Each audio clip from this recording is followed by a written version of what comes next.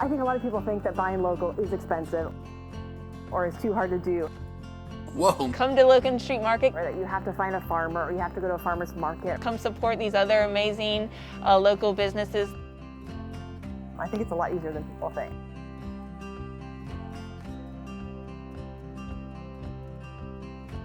This video is made possible by our supporters on Patreon. Thank you so much. So I am out here today at Sirocco Ridge Farm. It is a goat farm, as you can hear. Hey guys, this is where the milk comes from, the goat milk that makes the goat cheese that you can get at Harvey's Cheeses. I'm excited to show you guys around this farm, how it works. Hi, I'm David Taylor. I am one of the co-owners of Sirocco Ridge Farm. And I'm Beth BOESCHE-TAYLOR, the other half of the Sirocco Ridge Farm. They do something different here. It's called permaculture. I actually studied this for a while in school, and I'm happy to kind of see it in action and to show you. Permaculture is permanent agriculture. The idea being that you can never max out the system and expect to make anything back from the land. For us, permaculture is a way of thinking about the system as a whole and making sure that whatever we add to the system or whatever we try and take from it, meaning if we're going to graze goats on an area, that they do nothing but improve that area. So making sure that every part of our system has at least 2 reasons for being here on the farm and contributing positively to the diversity of the plants and animals as well as soil health. The idea is permaculture is part of sustainability. You know, when you go to buy a cheese plate or you go to buy a couple wedges of cheese at Harvey's or something like that, like you should know how good it tastes, but you should also know to produce our cheese, we sell to Harvey's, but we on our farm have used two different other families that produce the hay. So now we're up to 3 families we're supporting, and the families that run the creamery. So now we're up to 4 families we're supporting. So when you're buying a cheese, it should be good tasting, it should be high quality, but you should also know that you're not supporting just one farmer there, which is a pretty cool part of the sustainable cycle that we have here as our farm. I'm Ashley Argel Mills. I'm co-owner of Harvey's Cheese with my husband, Brent Mills.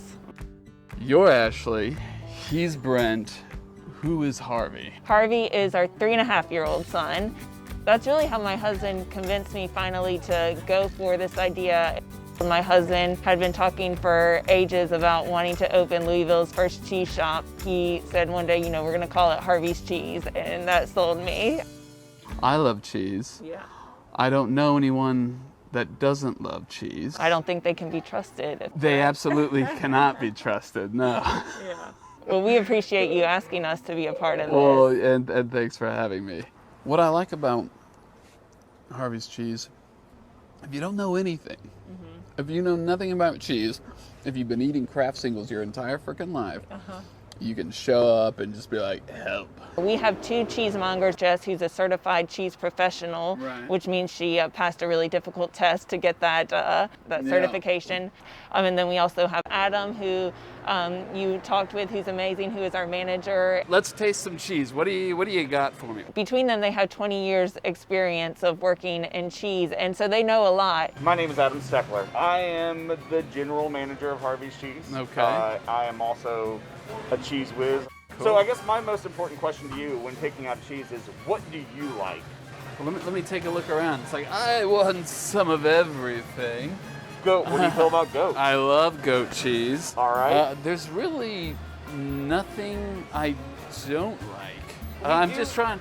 I feel like this about blue cheese, but other than that, I pretty might much even be love able to everything. Make you change your mind. I'm going to give you Oh wow! 3 Okay. of my favorite cheeses to try, and we're going to start with something that's very local and dear to my heart.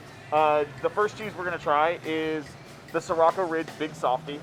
Okay. So I'll pop this open. This comes from Sirocco Ridge in Henryville, Indiana. Currently, we're the only people in Kentucky that are selling it. It's a nice, delicate.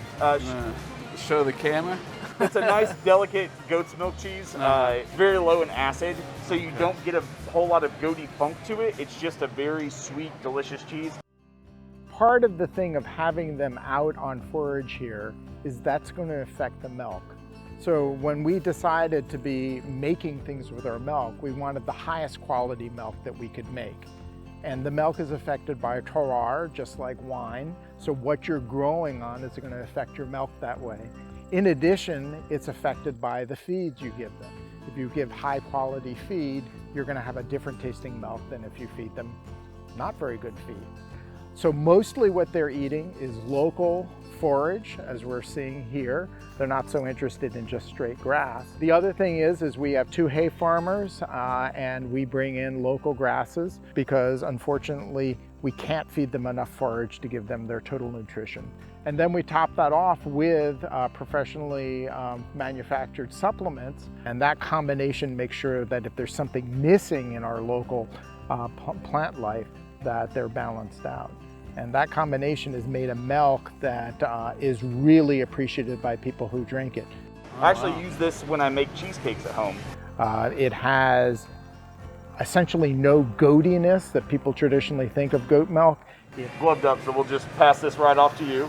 All right. Be careful. Oh yeah, you got the softness. Oh yeah, that is rich. It's kind of hard to beat. That is not like a store-bought. No. Good, like this isn't from Kroger. This No. This is the good stuff. Oh my God. Yeah, that's a real deal. I mean, and I can see why you would put it in a cheesecake. It has that. I don't even know. I don't know how to describe the texture's cheese. great, yeah. Yeah, but it has this really milky, like. It almost has the wonderful, rich consistency of a texture. creme fraiche, and when it warms up in your mouth, it just turns to butter. It's fantastic. So you met the goats that actually made that cheese. Yeah, they're wonderful goats. The people are pretty nice too. The people are good too, yeah. So Good it's- people, good goats. So the goats are gently handled. The milk never gets pumped over anything. We literally pour it into the bulk tank. We pour it into the transport tanks. We've just been soft and gentle with the process all the way through. So you brought a little something for me to nibble on while we wait for the main course. Yes. This is That's our best of the world cheese plate. So we have 2 different cheese boxes, a cheesemonger's choice, which is a little bit smaller than that. It's an individual one, and the best of the world can serve 2 what you have, but you told me you were pretty hungry today, so I thought, we might as well go for it. Right. So it's always got 3 different cheesemonger selected cheeses in it. Today it's got Barn Burner, the yellow one there, is a cave-aged smoked cheddar. It's aged in a tunnel, underground tunnel actually in Brooklyn, New York. I've always been a fan of tunnel cheese. Right, I thought so. That's why we made sure to put that one on there for you. I'm gonna take off my mask. Yeah, that one has such a good smoky, bacony, sharp Bacony, flavor. okay. Really good, and macaroni and cheese if you want to Really? do some cooking with it. And then Whoa. the other, oh yeah, what do you think? That's quite smoky, and I definitely get those bacony notes. Right, yeah. That's, I've never had bacon in my cheese before. I love it. It's a good combo, yeah. People with cheese cases are amazing and they know their product. But like to truly have that conversation about, here's the kinds of things I like. It's the same thing. It's like going to buy wine from a wine shop versus directly at the winery. To be able to taste the flavors and taste, what's coming due now, and to have that conversation was really cool. A while back, we had an event, again, pre-pandemic, and we had blue cheese, a Grand Noir blue cheese on top. I think that might be the one that made you cry when you were with Adam. It might have been. Thanks for bringing up that I cried. I wasn't going to mention that. Yeah, I thought it was important, part of the story here. I'll have to go back to the tape to see which specific cheese it Yeah, was, but I mean, I tried to I didn't tell Adam. I was just like, oh yeah, this is pretty good. We're gonna go up to Cincinnati next. This is one of my favorite regional cheeses. Okay. This is a cheddar from Urbanstead Cheese. It's called the Street Ched. Okay. So we're out here trying to get all the street ched we can get. Get closer. Don't be afraid. Yeah. Get all the way in there. Funky outside, it's gonna be a cloth-bound cheddar. So they wrap this in cloth, then they cave age it. This one should be between... Wait, they age it in a cave? It's a man-made cave, so it's not an actual cave. I mean, it is considered a cave. Okay. It is a cellar that they age their cheeses in, but it's inside their shop. This is from Urbanstead Cheese in Cincinnati, Ohio. Okay. It's aged between 18 and 24 months. It's phenomenal. This is absolutely a treat. One of my all-time favorite cheeses. Okay. All right. Now this is, so I noticed instantly that it was a little more crumbly. Like So- when I get cheddar at the store, it's very, I don't know, creamy, you know, like it's So not as... age plays a big factor in the crumble of cheese. So the older you get, the Whoa. more lactose comes out of it, and Whoa. you firm up a lot. Yeah. Oh my God. You bring out the sharpness, salty. Oh my God. Yeah. Like I've been eating the wrong cheese. Yeah. All right. So My whole life. we're gonna do it too because this cheese is also, it kind of evolves as you get Oh, further I'm and further excited. into the cheese. So let me see if I can get you a good piece. Okay. You know, a lot of people get afraid of the rinds because they're like, Give it to me. If it's delicious, sure, I'll take it. we don't eat the all the way to the back. Okay. But as you see, like right in here, where you start to have this dirtier color or this darker color, Right. this is gonna taste more like a blue cheese. You're gonna have a little bit of funk to it. You're gonna have some sharpness. It's gonna definitely change flavors from the Okay. last one you had. It's still gonna be sharp. Right. It's still gonna be delicious. Oh, the But- blue Yeah, on the back there. Yeah. Like at first I and that's kind of the didn't point. taste it. It just That's kind of the point of cave aging a cheese. Uh-huh. When you get closer to that rind, you kind of evolve your flavors and you get that funk towards the outside. Big, bold and flavors. now it's instant. Like, wow, what a difference. Yeah. What is really important is to realize that this is a freestanding cheese shop with professional cheesemongers. And you as a customer might realize that because they can talk about the cheeses, the backgrounds on the cheeses. But it's important for us as cheesemakers as well. A really good cheesemonger is going to be a person you go to with a cheese or a cheese idea and talk to them. So when we had our big softy cheese in experimental stage, so we design our cheese here and then work with a professional cheesemaker to make it on a production style. We took some of our experimental cheeses to Adam and Jess and said, okay, are we doing the right thing? And that allowed us to tweak it or say, great, we're right on track on that. And so we've had this ongoing dialogue as cheesemakers and cheese vendors that I think doesn't exist unless you have professional cheesemakers.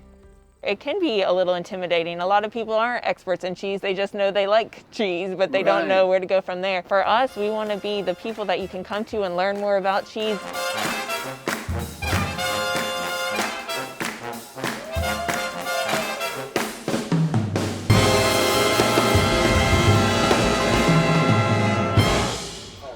And here's the man now. Hello. Here's our star manager, Adam, with your toasty and some tomato All right. soup. Tomato soup. That's house-made tomato soup. House and then made. It's, All served right. with a dollop of roasted garlic ricotta. Okay. Thank you, thank Adam. you. Yeah, so you've got one of our famous toasties there. It's the Classico toasty. It's made with aged cheddar, smoked mozzarella, arugula pesto that we make in-house, and sun-dried tomatoes. Comes with some Cornichon pickles and chips. All right, here we go. Oh yeah. Yeah, good. It's damn good. It's in the spot, yeah. Yeah. It is really good. Part of the reason that makes it so good too is the bread we use. So we get our bread fresh baked from Wiltshire Pantry.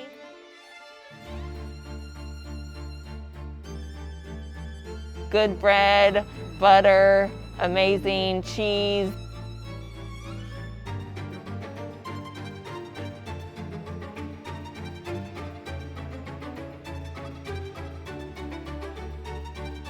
Aged cheddar, smoked mozzarella, arugula pesto that we make in-house, and sun-dried tomatoes. Got everything you need. These sun-dried tomatoes, do you make these? Those we don't make. Should I have lied? I should have lied. My constant drive is to say, what can we do to make this piece of the planet a little bit better while honoring what's already here? Come to Logan Street Market, come up to our booth, see us, come support these other amazing local businesses. I think our main thing is that we love the animals. And we love to be outdoors and just enjoying like the whole cycle of nature. You know, it's up to small retailers like us across the country and the consumer to keep supporting these farmers and cheesemakers. An economy of community. And we wanted to share that as well. Cheese brings people together, except vegans. We respect our vegan friends too.